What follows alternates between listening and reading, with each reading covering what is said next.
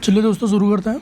तो आज अपन इस वीडियो में हम देखेंगे जो 2023 में हिस्ट्री के जो क्वेश्चंस आए थे वो सारे क्वेश्चंस को कंपाइल किया गया है एक वीडियो में। तो अपन वो क्वेश्चन डिस्कस करेंगे और उसका मॉडल आंसर देखेंगे। ठीक है, देखिए आंसर कुछ भी हो सकता है, कितने भी आंसर हो सकते हैं, सबका अलग प्रोस्पेक्टिव है, अलग व्यू है, अलग नॉलेज है, अलग क्राइटेरिया है। पर एक मॉडल आंसर देखेंगे अपन कि अप्रोच कैसी रहेगी एक क्वेश्चन को लेके। ठीक है, क्वेश्चन को ब्रेकअप कैसे करेंगे, उस क्वेश्चन के एनालाइज करके उसको कैसे लिख सकते हैं वर्डिंग कंट्रोल करते हुए, वो देखते हैं। ठीक है, तो बिना किसी देरी के शुरू करते हैं। पहला क्वेश्चन है, एक second, how did the colonial rule affect the tribal in India and what was the tribal response to the colonial operations? Okay, तो इस क्वेश्चन में सबसे पहले आपको पता होना, मतलब दो पार्ट में डिवाइड कर लीजिए कि how did the colonial rule affect the tribal in India। ठीक है, ये पहला पोर्शन हो गया। दूसरा पोर्शन है what was the tribal response to the colonial operation, tribal response. ठीक है, अब अपन देखते हैं आगे। मतलब क्वेश्चन क्लियर हो गया, दो पार्ट बोल रहा है कि कॉलोनियल रूल का क्या इफेक्ट रहा ट्राइबल्स में, ट्राइबल्स के ऊपर, ठीक है, जो इंडिया में थे।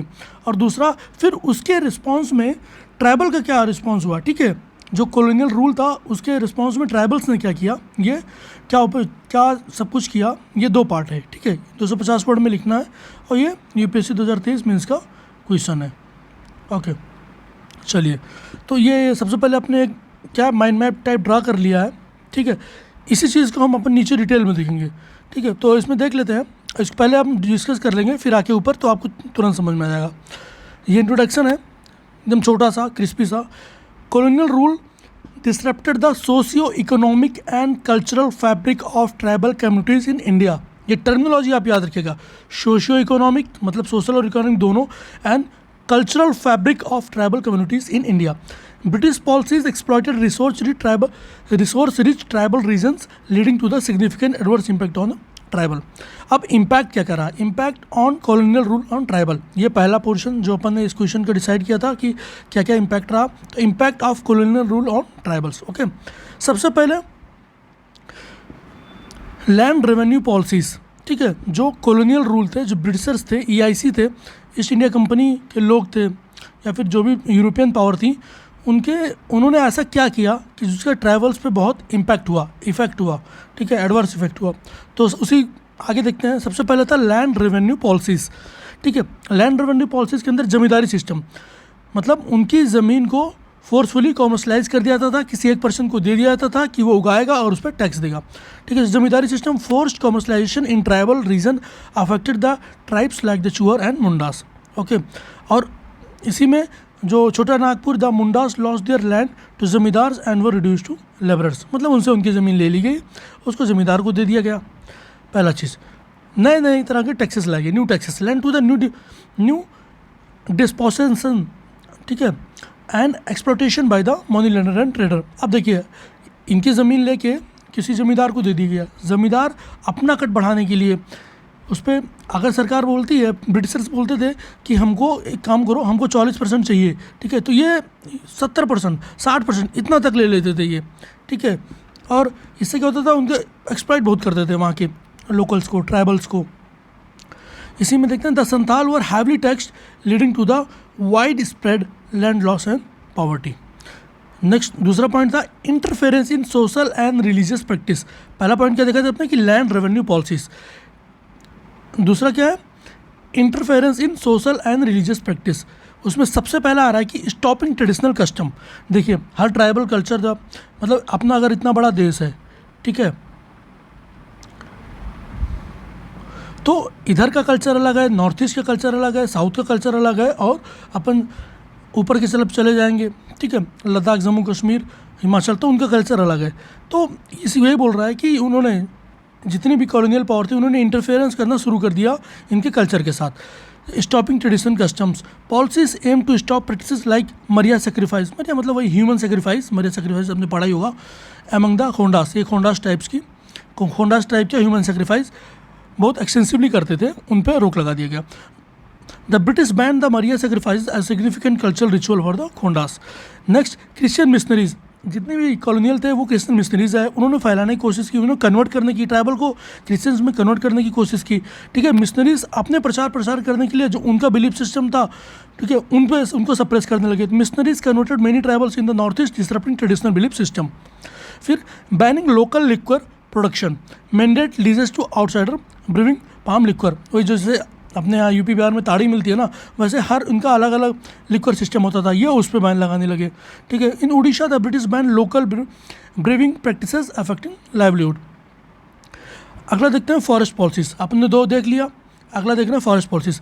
रिस्ट्रिक्टिव एक्ट, अब जब कोई ट्राइबल है, कोई एक कम्युनिटी है, ठीक है, या लोकल्स हैं, वो पूरी तरह से अपनी इकोनॉमिकल और जितनी भी नीड है उसके लिए वो निर्भर है फॉरेस्ट पे। अब इन्होंने क्या किया कि इंडियन फॉरेस्ट एक्ट 1865, ठीक है, Indian forest act 1865 and 1878 restricted tribal access to forest undermining traditional practices. Okay, उन्होंने रिस्ट्रिक्ट कर दिया कि भाई साहब अब तुम जा ही नहीं सकते फॉरेस्ट में, और बिना परमिशन के गवर्नमेंट के तुम वहाँ से कुछ ला नहीं सकते। ठीक है, अब सोचिए एक ट्राइब है, उसको फॉरेस्ट से ही तुम बैन कर दे रहे हो, तो ये कितना हैम्पर कर रहा है उनकी लाइफ को। द चेंचू ट्राइब ट्रेडिशनल झूम cultivation was affected by this act. अब झूम कल्टिवेशन आपको पता ही होगा, ठीक है, स्लैश एंड बर्न। अब ये सब करते ही थे, निर्भर उसी पे, उनकी पूरी जीविका उसी पे निर्भर थी, और आप वही बैन कर दे रहे हो, तो फिर सिंपल सी बात है, गुस्सा कहीं ना कहीं तो मुड़ेगा ही। नेक्स्ट था commercialisation of forest for resource like oak, timber, teak, इस सब के लिए ना क्या उन्होंने कॉमर्शलाइज कर दिया फॉरेस्ट को। क्यों? क्योंकि भाई उनको इकोनॉमिक फ़ायदा में दिख रहा था, उनको ये थोड़ा ना चाहिए था कि यहाँ पे सोशल वैल्यूज़ क्या है, लोगों का क्या डेवलपमेंट है, क्या हैम्पर हो रहा है। In central India tribals were displaced to make way for timber extraction. अगला पॉइंट देखते हैं क्रिमिनलाइजेशन ऑफ ट्राइब। ठीक है, one of the most important point, criminalisation of tribe, labelling as a criminal tribe. ठीक है, tribes engaged in long distance trade were labelled as a criminal tribe and ostracised. ठीक है, the Pardhi tribe in Maharashtra was branded a criminal tribe, severely restricting there movement. ठीक है, ये क्या करने लगे कि जिन ट्राइब से इनको थोड़ा खतरा होता था, या उनका जैसे महाराष्ट्र वगैरह में क्या था ना कि जो वार कल्चर था पहाड़ों में छुप छुप के, ठीक है, ये लोग रजिस्ट करते थे ब्रिटिशर्स को, कॉलोनियल पावर को। तो इन्होंने ना ये उससे फाइट कर नहीं पाते थे, तो इसलिए उन्होंने, ठीक है, उनको बोल दिया कि क्रिमिनल ट्राइब है। ओके, जैसे अब कोई भी ट्रैवलिंग हो रही है, कुछ भी हो रहा है, तो वो लूट लेते थे, क्योंकि भाई तुमने सब कुछ तो ले लिया उनका ना, तो ये करेंगे, इसके लिए फिर उन्होंने वो क्रिमिनल ट्राइब घोषित कर दिया। ये पहला पार्ट था क्वेश्चन का। ठीक है, क्वेश्चन का पहला पार्ट था कि how did the colonial rule affect tribal in India. अब दूसरा पार्ट है कि what was the response of colonial operation. अब दूसरे पार्ट में आइए, ये रहा, ये tribal response to colonial operation. तो सबसे पहले इसमें आर्म्ड रेवोल्यूशन, संथाल, ठीक है, in Bengal against exploitation colonial against, led by Sidhu and Kanhu, the Santhal revolted against oppressive landlord and British. ठीक है, अब इन्होंने क्या क्या किया, आर्म रेवोल्यूशन किया, संथाल ने किया, फिर Bastar, central India against the colonial exploitation, the tribe of Bastar registered British policies affecting the. ठीक है, सबने रजिस्टर्ड किया, सबने जमींदारी सिस्टम का रजिस्टर किया, सबने जितना भी इनके प्रति हो रहा था ना अत्याचार, उसको रजिस्टर किया उन्होंने। एक टाइम तक तो सहा, उसके बाद ये लोग लीडर बनाए, अपना लीडर बना के, जैसे आप देखें ना संथाल में सिद्धू और कानू बने, फिर ऐसे अलग अलग जगह पे इन्होंने अपनी लीडरशिप तैयार की और उसके अंदर इन्होंने रेबल किया। Isolation and avoidance, Himalayan tribe isolated themselves to maintain traditional way of life. ठीक है, जो हिमालयस की तरफ थे, जो ऊपर थे, इन्होंने क्या किया कि अपने आप को आइसोलेट कर लिया। इनको ये किसी भी अपनी नीड के लिए, ठीक है, फुलफिलमेंट के लिए ये बाहर निर्भर नहीं होते थे। इनको था कि अपनी ट्रेडिशनल वैल्यू बचा के रखना है और उसी से और आसपास के रिसोर्स से अपना फुलफिलमेंट करना है अपनी जीविका का। ठीक है, इसलिए इन्होंने अपने आप को वहाँ से आइसोलेट कर लिया। Tribes like Lepcha in Sikkim avoided contact with colonial authorities to preserve their autonomy. बात करते हैं कल्चरल प्रिजर्वेशन की, तो Birsa Munda efforts urged the Munda to preserve their customs and reject harmful practices. Birsa Munda led the movement to revitalize Munda cultural practice and resist missionary influences. ठीक है, सबने अपना culture, इसमें बिरसा मुंडा का बहुत बड़ा जनजातीय गौरव दिवस मनाया जाता है, इसीलिए इनके लिए बहुत कुछ किया भी गया है। ठीक है, इन्होंने बहुत कल्चर जो ट्राइबल्स का है वो प्रिजर्व करने की कोशिश की, लोगों के अंदर, ट्राइबल्स के अंदर एक भावना आई कल्चर प्रिजर्वेशन की, तो वो बिरसा मुंडा उनका बहुत बड़ा रोल रहा। ठीक है, बात करते हैं non violent resistance, Bhagat movement, tribal refuse to pay land tax. ठीक है, कुछ ने वायलेंट किया, ठीक है, आर्म रेवोल्यूशन किया, कुछ ने, देखिए, आर्म रेवोल्यूशन किया, किसने आइसोलेशन अवॉइडेंस किया, कुछ ने कल्चरल प्रिजर्वेशन के लिए उनसे अपना कल्चर प्रिजर्व करने को सबसे ऊपर रखा। फिर किसी ने नॉन वायलेंट रेजिस्टेंट किया, जैसे Bhagat movement. Tribal refuse to pay land rent in Gujarat, tribal refuse to pay taxes impose by the British. फिर फॉरेस्ट सत्याग्रह की बात करें तो by the Chenchu tribe during the non cooperation movement, the Chenchu tribe protested against the forest law by criticising traditional agriculture. ठीक है, लोग क्या कर रहे हैं, नॉन वायलेंटली, लड़ाई करना नहीं है हमें कॉलोनियल पावर से, ना हम लड़ पाएंगे ना हम जीत पाएंगे, उनको ये बात का था। लेकिन उन्होंने साइलेंटली, भगत मूवमेंट ने क्या किया, उन्होंने रन देना बंद कर दिया।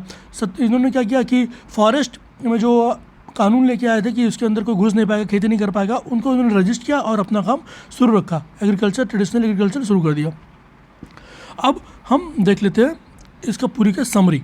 Okay, colonial interference in tribal regions fueled anti-British sentiment contributing to the national freedom struggle.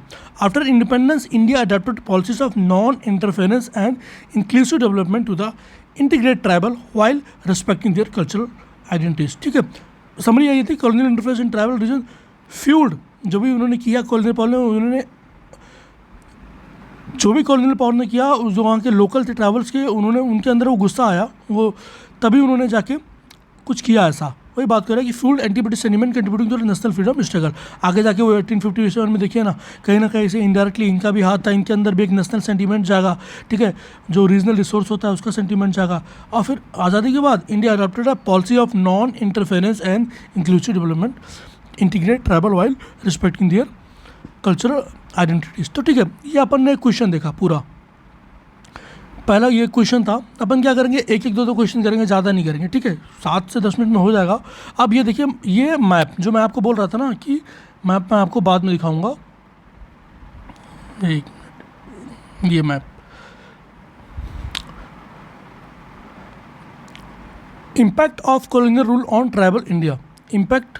ठीक है, land revenue policies, interference in social and religious practices, forest policies and criminalisation of tribe. अब land revenue में देखिए जमींदारी आ गया, new taxes आ गया, और जो social and religious में इंटरफेरेंस था वो stopping traditional culture, Christian missionaries and banning local liquor production. Okay, फिर फॉरेस्ट पॉलिसीज में आ गया रिस्ट्रिक्टिव एक्ट और कमर्शियलाइजेशन ऑफ फॉरेस्ट आ गया। क्रिमिनलाइजेशन ऑफ ट्राइब्स में आ गया लेवलिंग एज ए क्राइमल ट्राइब, वही अपन ने जो पर्दी वाला दिया था, महाराष्ट्र वाला। ठीक है, फिर tribal response in colonial operation की देखें तो आर्म रेवोल्यूशन हुआ, आइसोलेशन एंड अवॉइडेंस हुआ, कल्चरल प्रिजर्वेशन हुआ और नॉन वायलेंस रेजिस्टेंस हुआ। आर्म रेवोल्यूशन में संथाल और बस्तर आते हैं, जो अभी अपन ने नीचे डिटेल में देखा। ठीक है, उसके लीडर कौन थे ये सब तो याद रखना ही आपको। आइसोलेशन एंड अवॉइडेंस की बात करें तो हिमालयन ट्राइब जो ऊपर की तरफ थी, ठीक है, जो लेप्चा ट्राइब थी सिक्किम वाले, उन्होंने क्या किया, ये आप देखिए। बिरसा मुंडा एफर्ट क्या किया, उन्होंने कल्चरल प्रिजर्वेशन के लिए। नॉन वायलेंट क्या किया, भगत मूवमेंट और फॉरेस्ट मूवमेंट, उन्होंने खेती कर दी, उन्होंने ज़्यादा टैक्स देना बंद कर दिया। कंक्लूजन की बात करें तो contribution to the national freedom struggle, post independent policies भी उसी हिसाब से बनी। ओके, तो थैंक यू दोस्तों, प्लीज़ लाइक करें, शेयर करें, सब्सक्राइब करें और बताइए कैसा लगा ये lecture. Thank you very much.